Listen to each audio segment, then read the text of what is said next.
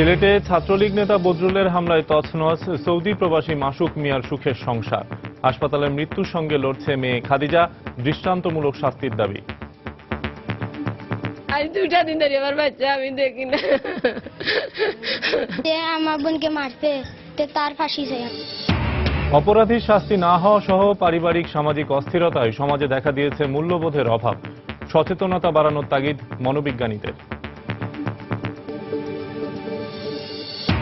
রামপাল বিদ্যুৎ কেন্দ্র নিয়ে অসঙ্গতি রয়েছে ইউনেস্কোর প্রতিবেদনে। দাবি বাংলাদেশ ভারত যৌথ কোম্পানির, বিদ্যুৎ বিভাগকে জানানোর সিদ্ধান্ত।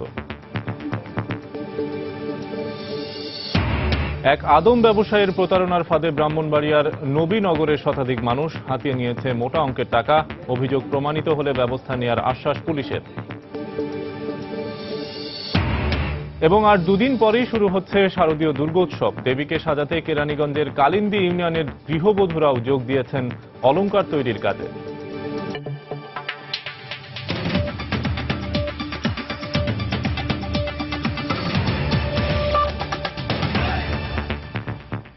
সময় সংবাদের সঙ্গে আছি আমি। সিলেটের আউশা গ্রামে সৌদি প্রবাসী মাসুক মিয়ার 3 ছেলে এবং মেয়ে খাদিজাকে নিয়েছিল সুখের সংসার, কিন্তু সবকিছু ভেঙে তছনছ হয়ে গেছে তাদের। একসময়ের গৃহশিক্ষক শাহজালাল বিশ্ববিদ্যালয়ের শিক্ষার্থী এবং ছাত্রলীগ নেতা বদরুল পড়ানোর নামে উচ্ছৃঙ্খল আচরণ করায় তাকে বিদায় করে দেয়া হয়। এরপর আরো বেপরোয়া হয়ে ওঠে সে। শেষ পর্যন্ত বদরুলের চাপাতির কোপে এখন ঢাকার স্কয়ার হাসপাতালে মৃত্যুর সঙ্গে লড়ছেন খাদিজা। এ ঘটনায় বাকরুদ্ধ খাদিজার মা সহ পরিবারের সবাই চান তার দৃষ্টান্তমূলক শাস্তি। বিস্তারিত ইকরামুল কবিরের রিপোর্টে ছবি তুলেছেন দিগেন সিংহ। আজ 2টা দিন ধরে আমার বাচ্চা আমি দেখি না। আমারও কাঁদে যা।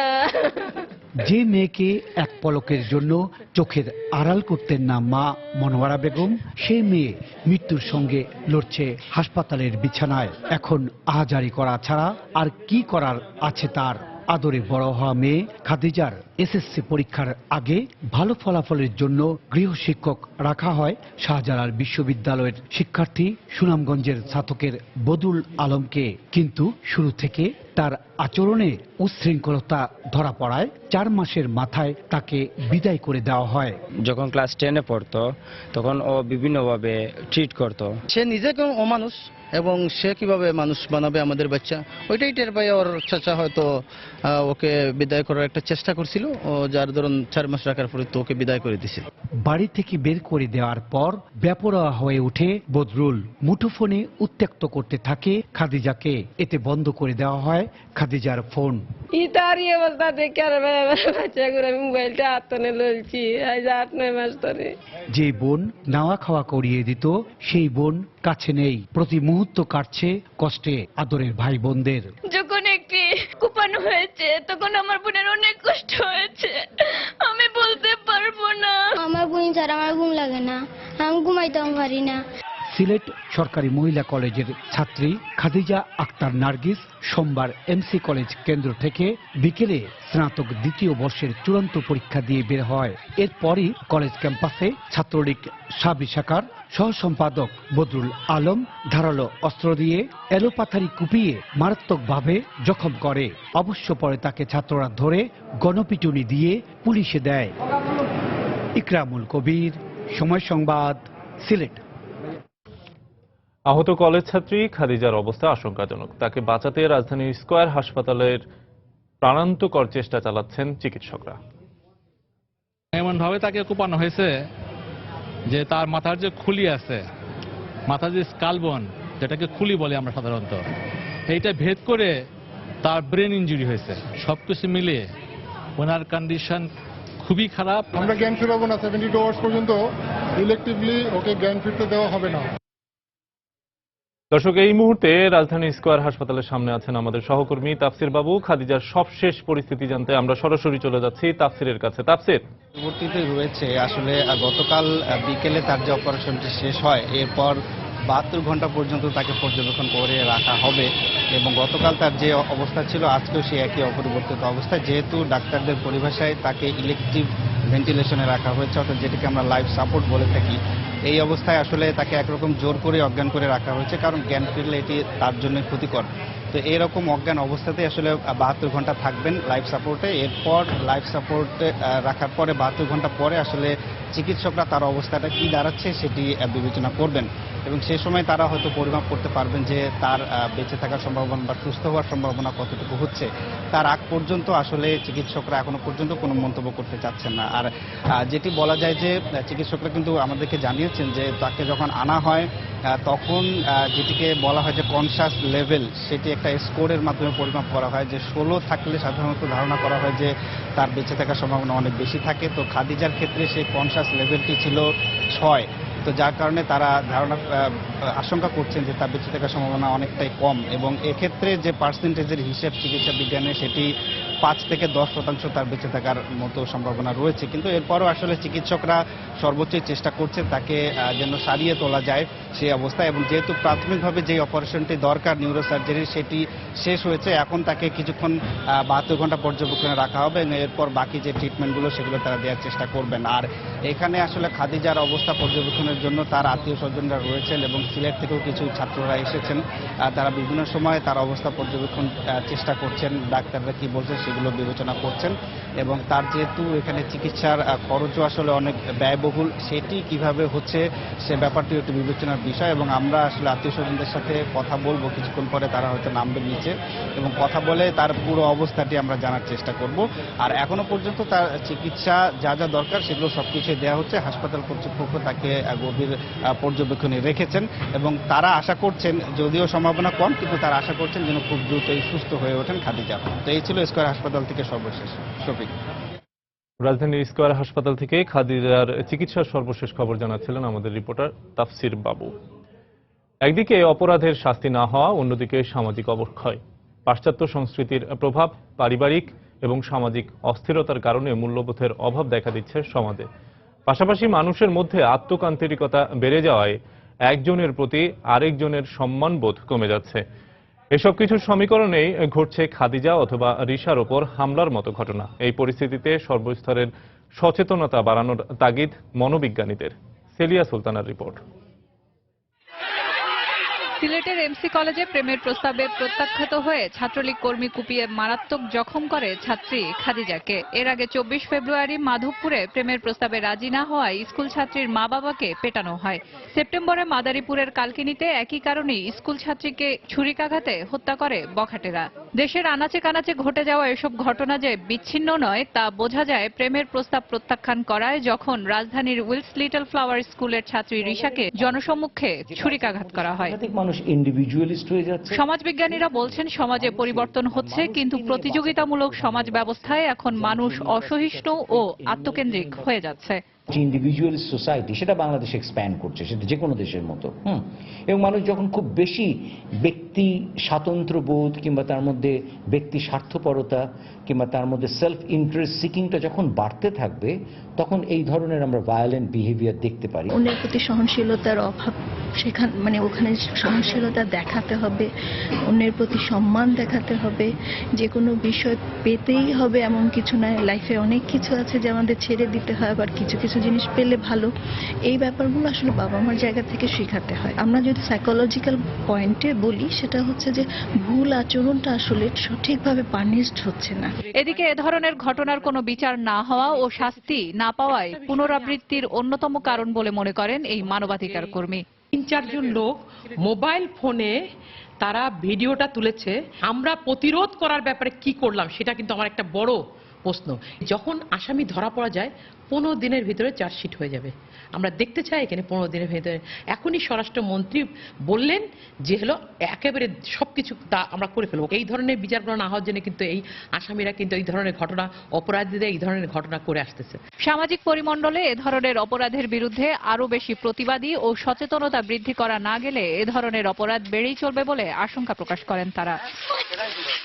সেলিয়া সুলতানা, সময় সংবাদ, ঢাকা। কলেজ ছাত্রী খাদিজার উপর বর্বর হামলার প্রতিবাদে বিক্ষোভ করছে সিলেট মহিলা কলেজের সাধারণ শিক্ষার্থীরা। এই মুহূর্তে সেখানে রয়েছেন আমাদের রিপোর্টার আব্দুল আহাদ। আমরা সরাসরি চলে যাচ্ছি তার কাছে। আহাদ। হ্যাঁ শফিক, আপনি যেমনটি বলছিলেন যে সিলেট সরকারি মহিলা কলেজের শিক্ষার্থী খাদিজার উপর আক্রমণের প্রতিবাদে এই কলেজের শিক্ষার্থীরা আজ সকাল থেকে বিভিন্ন কর্মসূচি পালন করছে। আজ সকাল থেকেই এই কলেজের দুটি পরীক্ষা ছিল, ডিগ্রি প্রথম বর্ষ এবং ডিগ্রি শেষ বর্ষের দুটি পরীক্ষা ছিল। সেই সবগুলো পরীক্ষা মূলত বয়কট করেছে এই কলেজের শিক্ষার্থীরা এবং ক্লাস পরীক্ষাগুলো বয়কট করে তারা এখন বিক্ষোভ করছে। আপনারা যেমনটি দেখতে পাচ্ছেন যে তারা সবাই কলেজের সামনে এসে অবস্থান নিয়েছে এবং তারা বিক্ষোভ করে সিলেটের জেলা প্রশাসকের কার্যালয়ে গিয়ে অবস্থান করবে এবং সেখানেই তারা স্মারকলিপি প্রদান করবে এবং কোর্ট পয়েন্টে তাদের আরেকটি সমাবেশ করার কথা রয়েছে। তো এই আসলে খাদিজার উপর যে আক্রমণ করা হয়েছে প্রতিবাদে আমরা শুনেছি যে আজ সিলেট সরকারি মহিলা কলেজের পাশাপাশি এমসি কলেজেও আজকে বিক্ষোভ কর্মসূচি পালিত হবে সকাল 11টায় এবং এই সবগুলো কর্মসূচিতে শিক্ষার্থীরা স্বতঃস্ফূর্তভাবে অংশ নিয়েছেন, আপনারা যেমনটি দেখতে পাচ্ছেন। এবং আমরা কথা বলেছিলাম এই আন্দোলনকারী শিক্ষার্থীদের সাথে, তারা বলেছে যতক্ষণ পর্যন্ত তাদের দাবি মানা না হবে এর আগ পর্যন্ত তারা মূলত এই কর্মসূচি থেকে তারা সরে আসবে না, এমনটি তারা আমাদেরকে বলেছে। তো আসলে তাদের এই বিক্ষোভে একটি বিষয় আসলে উঠে এসেছে, তারা বলছে তারা সবসময় মহিলা কলেজ থেকে তারা অন্যান্য ক্যাম্পাসে গিয়ে পরীক্ষা দেন, কিন্তু এই পরীক্ষাগুলোতে যাতে তাদের নিরাপত্তা নিশ্চিত করা হয় এই বিষয়টা তারা দাবি করছে। আমি কথা বলবো একজনের সাথে, আন্দোলনকারীদের সাথে। আচ্ছা, তোমাদের দাবিগুলো কি যদি একটু বলো। আমাদের দাবি প্রথম এবং প্রধান দাবি হলো এই সন্ত্রাসী বদরুলের সর্বোচ্চ শাস্তি নিশ্চিত করা এবং সে যেন কোনোভাবে কোনো পাওয়ারই যাতে এই মামলা থেকে বের হয়ে না আসতে পারে এবং তার মামলাটি, এই খাদিজা মামলাটি যেন দ্রুত বিচার ট্রাইব্যুনালে স্থানান্তর করা হয়। আর আজ আমরা আমাদের সমাবেশে 4 দফা দাবি উত্থাপন করা হবে, আর সেটা হলো আমাদের এই সমাবেশের মেইন উদ্দেশ্য, যেটা আমরা 4 দফা দাবি আপনারা একটু পরেই জানতে পারবেন, সেখান থেকে আপনাদের জানিয়ে দেওয়া। সেই দাবিগুলো আপনারা একটু পরে জানতে পারবেন, আমরা পরে বলি। আর এটা হলো সারা বাংলাদেশের সকল ছাত্রীদের নিরাপত্তার জন্য আমরা এই দাবিগুলো তুলতেছি এবং আশা করি আমাদের সকল শিক্ষার্থীবৃন্দ এবং আমাদের শিক্ষকবৃন্দ আমাদের সাথে ধন্যবাদ। শফিক, আপনি যেমনটি শুনলেন আজ কিছুক্ষণ পরে তারা 4 দফা দাবি তুলে ধরবেন এবং এই 4 দফা দাবির প্রেক্ষিতেই তারা আগামী দিনে কি করা হবে এবং আগামীকাল থেকে কি ধরনের কর্মসূচি পালন করা হবে এমনটি তারা নির্ধারিত করবেন। তবে আগামী আরো 2 দিন এই সিলেট সরকারি মহিলা কলেজে ক্লাস পরীক্ষা বয়কট করা হবে, সেটি গতকালই তারা ঘোষণা করেছিল এই কলেজের শিক্ষার্থীরা। শফিক। সিলেট মহিলা কলেজের সামনে থেকে খাদিজার উপর হামলার প্রতিবাদে যে বিক্ষোভ হচ্ছে তারই খবরাখবর জানাচ্ছিলেন আমাদের সহকর্মী আব্দুল আহাদ। রামপাল বিদ্যুৎ কেন্দ্র নিয়ে জাতিসংঘের পক্ষ থেকে উদ্বেগ জানিয়ে ইউনেস্কো যে প্রতিবেদন বাংলাদেশ সরকারকে পাঠিয়েছে তাতে বেশ কিছু অসঙ্গতি আছে বলে দাবি করেছে বাংলাদেশ ভারতের যৌথ কোম্পানি। তারা জানিয়েছে শিগগিরই এসব অসঙ্গতি বিদ্যুৎ বিভাগকে অবহিত করা হবে। তবে বিশেষজ্ঞদের একপক্ষ প্রকল্পটি সমর্থন করলেও প্রকল্পের বিরোধিতাকারীরা ইউনেস্কোর এই উদ্বেগকে নিজেদের একটা জয় হিসেবেই দেখছেন। দেবাশিস রায়ের রিপোর্ট। সুন্দরবন প্রকৃতির এক অপার সৃষ্টি, যেখানে যুগের পর যুগ লোনা আর মিঠা পানির মিশ্রণে সৃষ্টি হয়েছে বিশ্বের সবচেয়ে বড় ম্যানগ্রোভ বনাঞ্চল, প্রাণবৈচিত্র্যের এক অকৃত্রিম আধার। অমূল্য জীববৈচিত্র্যের সম্মিলন ঘটানো সুন্দরবনের প্রান্তসীমা থেকে 14 কিলোমিটার দূরের বিদ্যুৎ কেন্দ্রের প্রকল্পটি নিয়ে দেশের ভেতরে বাইরে চলমান নানা বিতর্ক সমালোচনার মধ্যেই গেল আগস্টে ইউনেস্কো এর প্রতিবাদ জানিয়েছে। প্রকল্পটির কারণে বায়ু, পানি ও সমন্বিত দূষণ সহ বেশ কিছু বিষয়ে উদ্বেগ জানানো হয় সংস্থাটির পক্ষ থেকে। তবে প্রকল্পটি বাস্তবায়নে গঠিত যৌথ কোম্পানি BIFPCL এর দাবি বেশ কিছু অসঙ্গতি রয়েছে ইউনেস্কোর প্রতিবেদনে। পাশাপাশি বিদ্যুৎ সচিব বলছেন ঝুঁকি মোকাবেলায় নেওয়া হয়েছে সর্বোচ্চ নিরাপদ প্রযুক্তি। এই লেভেলের রিপোর্টে তথ্যগত ভ্রান্তি বা অসঙ্গতি ডিজায়ার্ড নয়। এটুকু বলতে পারি যে তথ্যগত কিছু ইনকনসিস্টেন্সি বা ভ্রান্তির মধ্যে নজরে আমাদের এসেছে, সেগুলো আমরা সরকারকে জানিয়ে দেবো। বায়ু দূষণ, পানি দূষণ, আমরা এগুলো প্রতিটার জন্য আমরা কিন্তু কাউন্টার মেজার্স নিয়েছি, যাতে সক্স, নক্স, ফ্লাই অ্যাশ এগুলো যাতে কম ইয়ে হয়। আমরা এমন কয়লা নির্বাচন করব যে কয়লাতে শক্সই থাকবে না। এখানে অর্থের দিকে তাকাচ্ছি না, আমরা চাচ্ছি যে আমাদের পরিবেশ ঠিক থাকুক। তবে প্রকল্পের বিরোধিতাকারীরা দৃঢ়ভাবে বিশ্বাস করেন যুক্তিযুক্ত জবাব দেওয়ার কিছুই নেই সরকারের হাতে। ইউনেস্কোর বিরুদ্ধে আমি একটা দেখলাম যে একটা সরকারের মধ্যে একটা অসহিষ্ণুতা এবং একটা এখানেও একটা ইউনেস্কোকে অস্বীকার করার একটা অ্যাটিটিউড কাজ করছে। যেসব তথ্যের ভিত্তিতে সরকার ইউনেস্কোর সঙ্গে যুদ্ধ করতে যাচ্ছে, আমি তাদের কাছে অনুরোধ জানাবো অনুগ্রহ করে এইসব তথ্যের ভিত্তিতে আপনারা যান না, কারণ এখানে পরাজয় অবধারিত হবে। এই বিশেষজ্ঞের বিরোধী মতের যুক্তিও অনেক। যে পরিমাণ সালফার ডাইঅক্সাইড বা যে পরিমাণ নাইট্রোজেনের অক্সাইড বা যে পরিমাণ ফ্লাই অ্যাশ হবে, সেটা আসলে একটা ফরেস্ট ইকোসিস্টেমের জন্য যে সহনীয় মাত্রা তার চেয়ে কম পরিমাণই হবে। সেটাকে যদি প্রপারলি মনিটর করা হয় তাহলে আসলে সুন্দরবনের ক্ষতি হওয়ার কোনো স্কোপ আমি দেখছি না। তবে বিরোধিতাকারীদের মতে প্রকল্পটির স্থান পরিবর্তনই একটি বড় সমাধানের পথ হতে পারে। দেবাশিস রায়, সময় সংবাদ, ঢাকা। সময় সংবাদে আরো থাকছে। রাঙামাটিতে দোতলা ভবন ধসের ঘটনায় 3 শিশু সহ 5 জনের লাশ উদ্ধার, জীবিত উদ্ধার 5। আর দুদিন পরেই শুরু হচ্ছে হিন্দু সম্প্রদায়ের সবচেয়ে বড় উৎসব দুর্গাপূজা। শারদীয় দুর্গা উৎসবকে কেন্দ্র করে ময়মনসিংহে বিরাজ করছে উৎসব মুখর পরিবেশ। প্রতিমা তৈরি শেষে মণ্ডপগুলোতে চলছে সাজানোর কাজ। আর পূজা সুষ্ঠুভাবে সম্পন্ন করতে প্রশাসনের সহায়তা চেয়েছে জেলা পূজা উদযাপন পরিষদ। পুলিশ প্রশাসন বলছে দুর্গা উৎসব শান্তিপূর্ণ করতে ব্যাপক নিরাপত্তা ব্যবস্থা গ্রহণ করা হয়েছে। সাইমা কুন্দের তোলা ছবিতে হারুনুর রশিদের রিপোর্ট। ময়মনসিংহে শঙ্খ, ঢোল আর উলুধ্বনি দিয়ে সনাতন ধর্মাবলম্বীরা দুর্গতিনাশিনী দেবী দুর্গাকে বরণ করতে শেষ মুহূর্তের প্রস্তুতি নিচ্ছেন। তাই দম ফেলার সময় নেই প্রতিমা শিল্পীদের। দিনরাত চলছে রং তুলির আঁচড় আর কাপড় অলংকার পরিয়ে প্রতিমা সুসজ্জিত করার কাজ। সমান্তালে পূজা মণ্ডপগুলো সাজানোর কাজও চলছে। প্রতিদিনে 24 ঘন্টা কাজ করতেছি, তো আশা করতেছি পূজার আগে সব কাজ শেষ করতে পারবো। আমাদের এখন মাটির কাজ শেষ, এখন আমরা রং তুলি দিয়ে আপনার মূর্তি রঙাবো। কাজটা শেষ করতে হবে বৃহস্পতিবারের আগেই, শুক্রবার দিন নিয়ে যাবে। সুউচ্চ তোরণ, রং বেরঙের আলোর ঝলকানি আর ব্যতিক্রমী আয়োজনে এবারও জেলায় দুর্গাপূজা অনুষ্ঠিত হবে বলে জানালেন পূজা উদযাপন পরিষদের নেতারা। উৎসবমুখর পরিবেশের মধ্যে দিয়ে ময়মনসিংহে আমরা এবছর শারদীয় দুর্গোৎসব উদযাপনের জন্য আমরা প্রস্তুত হয়েছি। এই উৎসব যেন আনন্দঘন পরিবেশে আমরা উদযাপন করতে পারি, এটি প্রশাসনের সহযোগিতা আমরা চেয়েছি। পুলিশ সুপার জানালেন, প্রতিমা তৈরি থেকে বিসর্জন পর্যন্ত শান্তি শৃঙ্খলা বজায় রাখতে ব্যাপক নিরাপত্তা ব্যবস্থা নেওয়া হয়েছে। যে জায়গাগুলোতে লোক সমাগমগুলো সবচেয়ে বেশি থাকবে এবং কোনো না কোনো কারণে কিছুটা হলেও আমাদের কাছে ভালনারেবল মনে হবে, সেই জায়গাগুলোতে আমরা সর্বোচ্চ পর্যায়ে আমরা ডিপ্লয়মেন্ট ঘটাবো। আমাদের ইন্টেলিজেন্স লোকজন কাজ করবে। ময়মনসিংহে এবার 710টি পূজা মণ্ডপে শারদীয় দুর্গোৎসব অনুষ্ঠিত হবে, যা গতবারের চেয়ে 11টি বেশি। হারুনুর রশিদ, সময় সংবাদ, ময়মনসিংহ। এদিকে দেবী দুর্গাকে সাজাতে অলংকার, দেবীর শক্তির প্রতীক অস্ত্র এবং মঞ্চের কাঠামো সরবরাহে ব্যস্ত সময় পার করছেন কেরানীগঞ্জের কালিন্দী ইউনিয়নের খাগাইল গ্রামের কারিগররা। দেবীকে সাজাতে সৃষ্টির আনন্দের পাশাপাশি বাড়তি আয়ের জন্য গৃহবধূরাও সামিল হয়েছেন অলংকার তৈরির কাজে।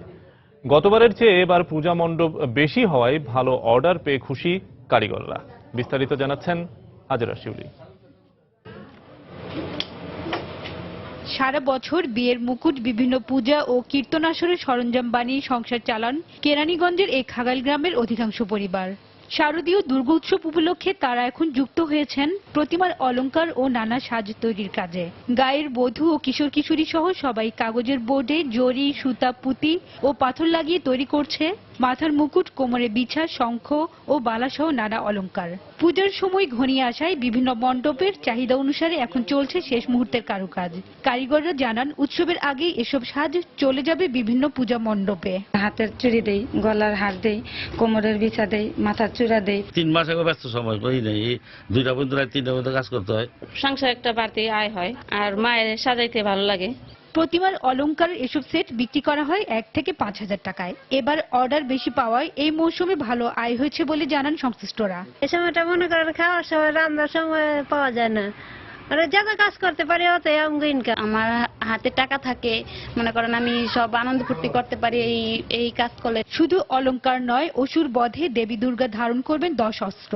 দশভুজা দেবীর জন্য টিনের কারুকাজে তীর, ধনুক, খড়গ, ত্রিশূল সহ অন্যান্য সামগ্রী সরবরাহ করছেন খাগাইলের কারিগররা। অসুরের খড়গ, মার খড়গ, ত্রিশূল, শঙ্খ চক্র, গদা চক্র, পদ্ম এখান থেকে তৈরি হইতেছে। গত বছর আমাদের মাল হয়েছে 4000, এই বছর হয়েছে আমাদের প্রায় 4500 মতো হয়েছে, যে আগামীতে হয়তো আরো বাড়বো।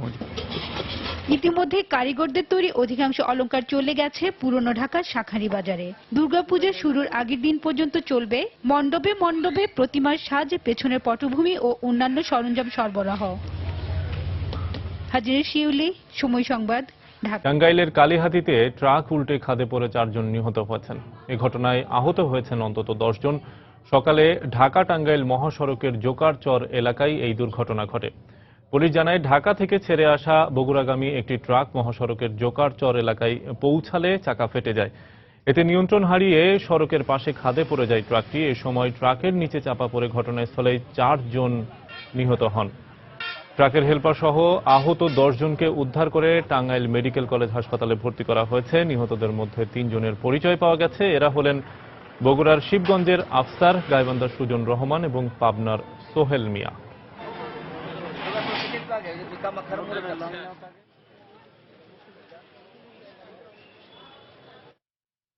রাঙামাটিতে কাপ্তাই লেক এলাকায় দোতলা একটি ভবন ধসে পড়ে 3 শিশু সহ 5 জনের মৃত্যু হয়েছে। 5 জনকে জীবিত উদ্ধার করা হয়েছে বলে জানিয়েছে ফায়ার সার্ভিস। রাঙামাটি থেকে হেফাজত সবুজের পাঠানো তথ্য এবং ছবি নিয়ে ডেস্ক রিপোর্ট। মঙ্গলবার সন্ধ্যা 5:45টায় শহরের মহিলা কলেজ রোডে এসপি অফিসের সামনের একটি দোতলা ভবন হঠাৎ করেই ধসে কাপ্তাই লেকে পড়ে যায়। এরপর কিছুক্ষণের মধ্যেই ভবনের নিচতলা পুরোপুরি পানিতে ডুবে যায়। ঘটনার পরপরই ফায়ার সার্ভিসের একটি ইউনিট ঘটনাস্থলে পৌঁছে উদ্ধার কাজ শুরু করে। পরে সেনাবাহিনীও উদ্ধার কাজে অংশ নেয়। ভবনটি থেকে 7 জনকে উদ্ধার করে সদর হাসপাতালে ভর্তি করে ফায়ার সার্ভিস। পরে তাদের মধ্যে জাহিদ, হাবিবা, সামাদুল ও পিঙ্কি নামে 4 জনকে মৃত ঘোষণা করেন চিকিৎসক।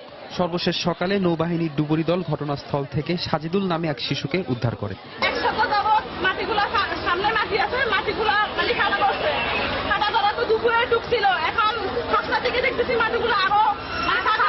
পানিগুলো উপরের দিকে উঠে গেছে। তারপর সবাই যখন বলতেছে বাইরে হওয়ার জন্য, আমি হইতে পারতেছি না, কি বাইরে হবো, সেন্টারে হয়ে গেছি, বাইরে হবো না কি হবো। এরপরে দরজা লক করছি, যে দরজার টুকটা পর্যন্ত খুলে করতে পারতেছি না, কোন রকম আমি বের হয়েছি। উপরের বাসাগুলি চলে ভালোভাবে উঠে যাচ্ছে এবং নিচের ঘরের দুই পাশে 2টা রুমের সদস্য 5 জন ছিল। লেকের পানি বেড়ে যাওয়ায় মাটি নরম হয়ে এই ধসের ঘটনা ঘটেছে বলে জানায় ফায়ার সার্ভিস। যে লাশটা গতকালকে রাত্রে থেকে উদ্ধার করা যাচ্ছিল না, সেটা আজকে সকালবেলা বাংলাদেশ নৌবাহিনীর ডুবুরি দল লাশটি উদ্ধার করে এবং আমরা কনফার্ম যে কি এই মুহূর্তে এর মধ্যে আর কোনো লাশ নাই। ফাউন্ডেশনবিহীন 3 সেটের দোতলা এই ভবনে 30 থেকে 35 জন বসবাস করতেন। সময় সংবাদ, রাঙামাটি। সময় সংবাদে আরো থাকছে, রাজশাহীর বরেন্দ্রভূমিতে সম্ভাবনাময় হয়ে উঠছে মাল্টা চাষ। আমদানি করা মাল্টার চেয়ে সুস্বাদু হওয়ায় বাড়ছে বাগানের সংখ্যা। ব্রাহ্মণবাড়িয়ার নবীনগর উপজেলায় এক আদম ব্যবসায়ের প্রতারণার ফাঁদে নিঃস্ব হয়েছেন শতাধিক মানুষ। এলাকাবাসীর অভিযোগ, বিদেশে পাঠানোর কথা বলে অনেকের কাছ থেকে মোটা অঙ্কের টাকা হাতিয়ে নিয়েছে সে। ভুক্তভোগীরা পাওনা টাকা চাইতে গেলে উল্টো প্রাণনাশের হুমকি দিচ্ছে প্রতারক। পুলিশ বলছে, অভিযোগ প্রমাণিত হলে তার বিরুদ্ধে ব্যবস্থা নেওয়া হবে। ব্রাহ্মণবাড়িয়া প্রতিনিধি উজ্জ্বল চক্রবর্তীর তথ্য এবং জেলুর রহমানের পাঠানো ছবি নিয়ে ডেস্ক রিপোর্ট। 50,000 টাকা বেতন হইব, ওইটা করে সে আমাকে 5 লক্ষ টাকা 3 বারে নিছে। 1 বছর পুরো পুঁতে আমার মায়ের মুড়া করে। এভাবে আদম ব্যবসায়ী মোহাম্মদ দানিশ মিয়া ওরফে শৌকতের প্রতারণার বর্ণনা দেন ব্রাহ্মণবাড়িয়ার নবীনগর উপজেলার হতদরিদ্র মিলন বেগম। বিদেশ যেতে না পারার কষ্টে সম্প্রতি তার একমাত্র সক্ষম ছেলেও মারা যায়। সন্তান হারানোর শোক আর প্রতারকের কাছ থেকে পাওনা টাকা ফেরত না পাওয়ার বেদনায় প্রতিবন্ধী 2 সন্তানকে নিয়ে চোখে মুখে অন্ধকার দেখছেন এই বিধবা মা। এলাকাবাসীর অভিযোগ, শুধু মিলন বেগম নয়, শৌকতের প্রতারণায় পথে বসেছেন উপজেলার মেরাতলী, গৌরনগর, চিলিকুট, গাজীরকান্দি, গোকর্ণ ও কৃষ্ণনগরের শতাধিক দরিদ্র পরিবার। টোটালে 14 লক্ষ টাকা নিছে। 3 মাস পর আমার ছেলে রেহে আমার বাড়িতে পাঠাইছে। আমি কানের জিনিস, গলার চেইন, বন্ধক টন্ধক দিয়া লয়ে গেছি টিয়া। হে আমার বাতি জোরে নিল না, আমার ছেলেরও নিল না, না নিয়া হে এখন পলাতক। শৌকতের বিরুদ্ধে বেশ কয়েকবার গ্রাম্য সালিশ বসালেও কোনো লাভ হয়নি। এমনকি পাওনাদাররা টাকা চাইলে উল্টো তাদের মেরে ফেলার হুমকি দিচ্ছে বলে অভিযোগ ভুক্তভোগীদের। হয়রানি করতেছে, সে টাকা দিবে না, সে আলো উল্টা হুমকি দিচ্ছে, যদি টাকা চায় তাহলে আমার আর আমার স্বামীকে জানে মেরে ফেলবে। তার ভাই বলছিল ঠিক আছে আমরা পারিবারিকভাবে বসা এই যে মিলন বেগমের ছেলের মারা গেছে এ টাকাটা আমরা দিয়ে দেবো, এখন পর্যন্ত দেইনি। অবশ্য জেলা পুলিশের শীর্ষ কর্মকর্তা তদন্তে প্রমাণ পেলে শৌকতের বিরুদ্ধে ব্যবস্থা নেওয়ার আশ্বাস দিয়েছেন। থানায় গিয়ে মামলা করলে সে যেখানে থাকুক, যদি বাংলাদেশে থাকে, আমরা সর্বোচ্চ চেষ্টা করব তাকে আইনের ভিতরে নিয়ে আসার জন্য, যাতে মানুষ এতগুলো টাকা ক্ষতিগ্রস্ত হয়েছে এই বিষয়টা যাতে সর্বোচ্চ গুরুত্ব দেওয়া হয় সেই চেষ্টা আমরা ইনশাআল্লাহ করব। শৌকত বর্তমানে রাজধানীর পূর্ব কাফরুল পাকা মসজিদ এলাকায় বাস করে বলে জানায় এলাকাবাসী। সময় সংবাদ, ব্রাহ্মণবাড়িয়া। অর্থমন্ত্রী আবুল মাল আব্দুল মুহিত বলেছেন, বিশ্বব্যাংক, আইএমএফ এবং এডিবির ভবিষ্যৎবাণী ব্যর্থ হয় সবসময়ই। নিউ ইয়র্কে সময় সংবাদকে দেয়া একান্ত সাক্ষাৎকারে তিনি এই কথা বলেন। দাতা সংস্থাগুলোর ভবিষ্যৎবাণী সবসময় ব্যর্থ প্রমাণিত হয় উল্লেখ করে তিনি বলেন, বাংলাদেশের সাফল্যের কারণেই বিশ্ব ব্যাংক প্রেসিডেন্ট আগামী 17 অক্টোবর ঢাকা সফর করবেন। অর্থমন্ত্রী আরও বলেন, বাংলাদেশের অর্থনৈতিক উন্নয়ন হলেও বিনিয়োগের ক্ষুধার কারণে বিশ্বব্যাংকের অর্থ সহায়তা ভবিষ্যতেও অব্যাহত থাকবে। যুক্তরাষ্ট্রের জিএসপি সুবিধা না দেয়া দুঃখজনক উল্লেখ করে অর্থমন্ত্রী মন্তব্য করেন, বিশ্বের মধ্যে শুধুমাত্র রাশিয়া এবং বাংলাদেশ এই সুবিধা থেকে বঞ্চিত।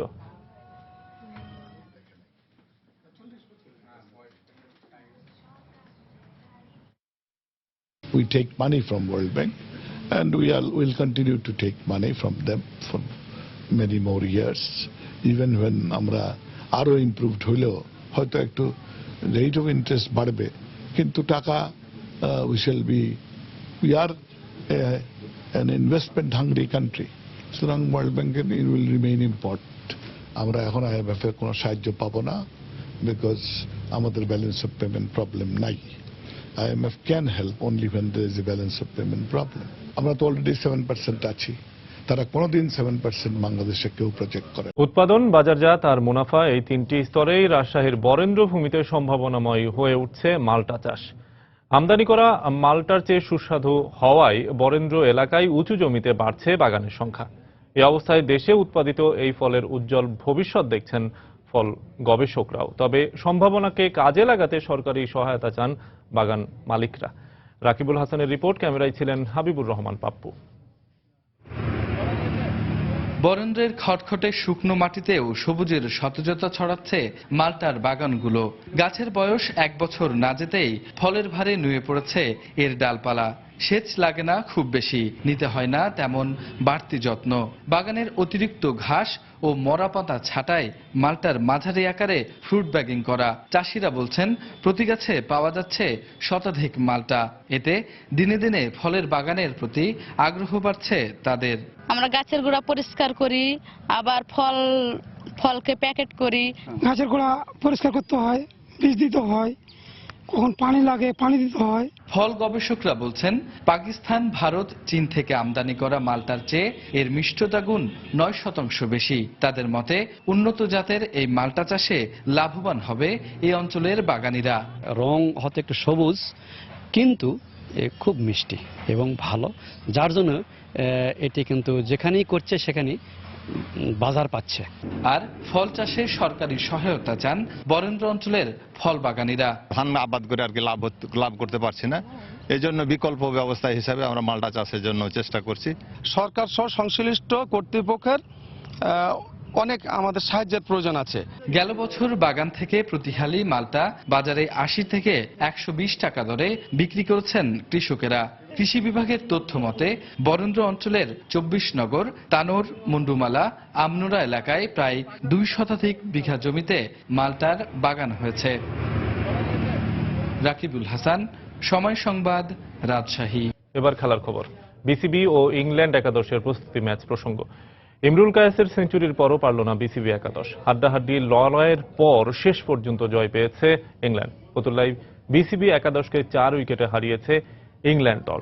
টস জিতে আগে ব্যাট করে ইমরুল কায়েসের দাপুটে সেঞ্চুরিতে 9 উইকেটে 309 রান করে বিসিবি একাদশ। জবাবে অধিনায়ক জস বাটলারের অপরাজিত 80 রানের ইনিংসে 4 উইকেট হাতে রেখেই জয় নিশ্চিত করে থ্রি লায়ন্সরা।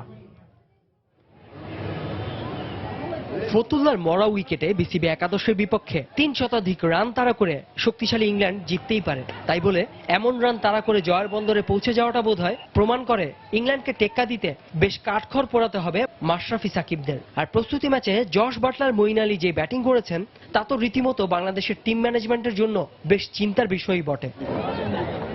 ফতুল্লায় টস জিতে ব্যাট করতে নামে বিসিবি একাদশ। ব্যর্থতার বৃত্ত থেকে এবারও বের হতে পারেননি সৌম্য সরকার। ব্যক্তিগত 7 রানে আউট হন তিনি। শান্তকে সঙ্গে নিয়ে দ্বিতীয় উইকেটে 85 রানের জুটি গড়ে তুলেন ইমরুল কায়েস। শান্ত বিদায় নিলেও স্ট্রোকসের ফুলঝুরি ছুটতে থাকে ইমরুলের ব্যাটে।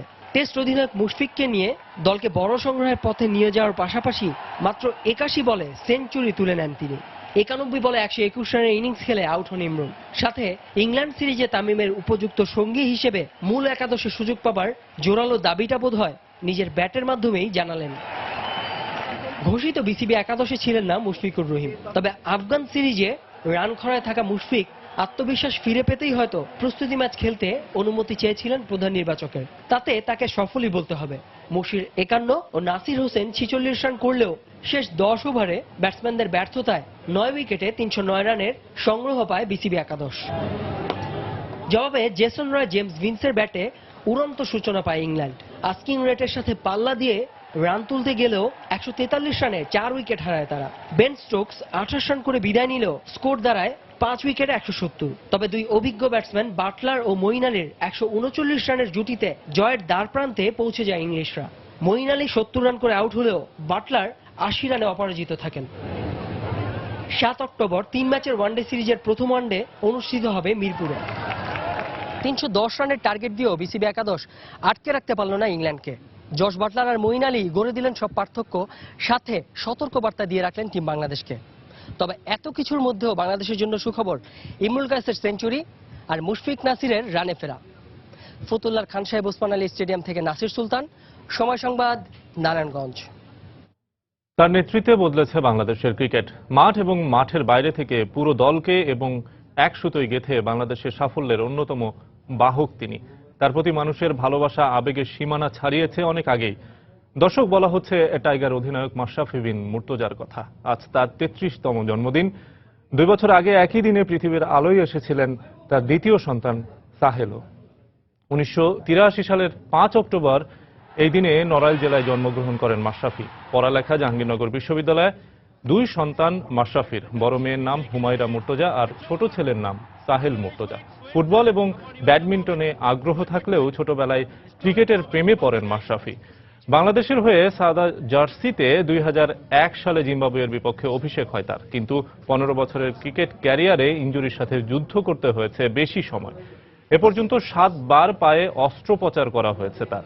তারপরেও খেলে যাচ্ছেন বাংলাদেশের হয়ে। 2009 সালের পর ইনজুরির কারণে অধিনায়কত্ব হারালেও 2 বছর আগে আবারও ফেরেন বাংলাদেশের নেতৃত্বে। এ পর্যন্ত মাশরাফির নেতৃত্বে 28 ওয়ানডের মধ্যে 20টিতে জিতেছে বাংলাদেশ ক্রিকেট দল। Reached great heights as such, although they have played on bowler-friendly surfaces. Well, at the other end, Grant Elliott has bowled 2.2 overs, 14 deliveries, 10 dot balls, 1 for 4. এ পর্যায়ে শীর্ষ সংবাদ জানিয়ে দিচ্ছে আরেকবার। সিলেটে ছাত্রলীগ নেতা বদরুলের হামলায় তছনছ সৌদি প্রবাসী মাসুক মিয়ার সুখের সংসার। হাসপাতালে মৃত্যুর সঙ্গে লড়ছে মেয়ে খাদিজা। দৃষ্টান্তমূলক শাস্তির দাবি। আজ 2টা দিন ধরে আমার বাচ্চা আমি দেখি না। আমার বোনকে মারছে, তার ফাঁসি চাই। অপরাধীর শাস্তি না হওয়া সহ পারিবারিক সামাজিক অস্থিরতায় সমাজে দেখা দিয়েছে মূল্যবোধের অভাব। সচেতনতা বাড়ানোর তাগিদ মনোবিজ্ঞানীদের। রামপাল বিদ্যুৎ কেন্দ্র নিয়ে অসঙ্গতি রয়েছে ইউনেস্কোর প্রতিবেদনে। দাবি বাংলাদেশ ভারত যৌথ কোম্পানির বিদ্যুৎ বিভাগকে জানানোর সিদ্ধান্ত। এক আদম ব্যবসায়ের প্রতারণার ফাঁদে ব্রাহ্মণবাড়িয়ার নবীনগরের শতাধিক মানুষ হাতিয়ে নিয়েছে মোটা অঙ্কের টাকা। অভিযোগ প্রমাণিত হলে ব্যবস্থা নেওয়ার আশ্বাস পুলিশের। এবং আর 2 দিন পরেই শুরু হচ্ছে শারদীয় দুর্গোৎসব। দেবীকে সাজাতে কেরানীগঞ্জের কালিন্দী ইউনিয়নের গৃহবধূরাও যোগ দিয়েছেন অলংকার তৈরির কাজে। এই ছিল এখনকার মতো। যে কোনো খবর পেতে ভিজিট করুন সময়নিউজ.tv। যে কোনো বাংলা লিংক, রবি এবং এয়ারটেল নম্বর থেকে সময় সংবাদের খবর অনুষ্ঠান সম্পর্কে জানতে এবং যে কোনো তথ্য সময় সংবাদকে জানাতে ডায়াল করুন 16242 নম্বরে। এছাড়া এইমাত্র পাওয়া খবর আপনার মোবাইলে পেতে SMS করুন *BM লিখে পাঠিয়ে দিন 16242 নম্বরে। আর সঙ্গে থাকুন সময়।